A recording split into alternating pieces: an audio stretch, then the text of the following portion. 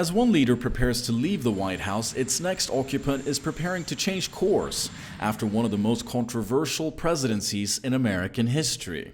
It's a changing Middle East facing the next U.S. president, and Joe Biden has indicated that he wants to reassess America's relationship with Saudi Arabia and resurrect the Iran nuclear deal, something that could prove an uphill battle.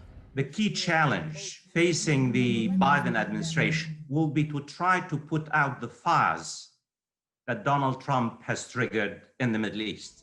Trump's decision to walk away from the so-called Iran nuclear deal had a particularly big impact, ending U.S. support for the Obama-era agreement designed to curb Iran's nuclear ambitions led to reimposed sanctions which, coupled with COVID-19, had a devastating effect on the major oil producer's economy.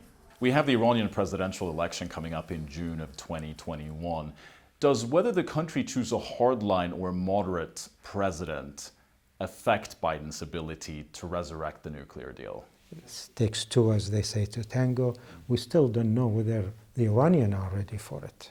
If there is a real concrete diplomatic process underway in early 2021, that in itself could trigger more voters to turn out and vote, for example, for a figure that is similar to President Rouhani and has a similar agenda in terms of diplomacy and engagement. While such an outcome could prove beneficial for Biden, the president-elect has also indicated that any reworked Iran deal would involve some form of regional de-escalation, which may present a unique opportunity for Gulf allies. If the UAE and Saudi Arabia want to play their cards smartly, then they would pivot to trying to influence the United States to obtain more concessions from Iran as part of a regional negotiation track. Saudi Arabia will also have to adjust to a post-Trump era where Biden wants to stand up for human rights, even if the overall relationship is likely to remain unchanged. I don't think you're going to see the love affair that we have seen in the past 4 years between President Donald Trump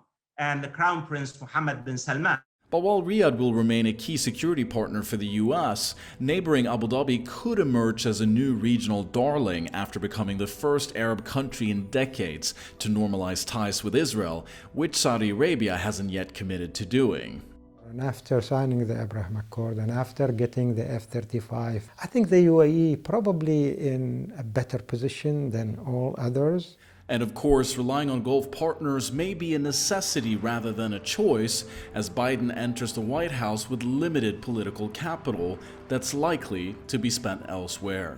Jim Stenman, CGTN, Dubai.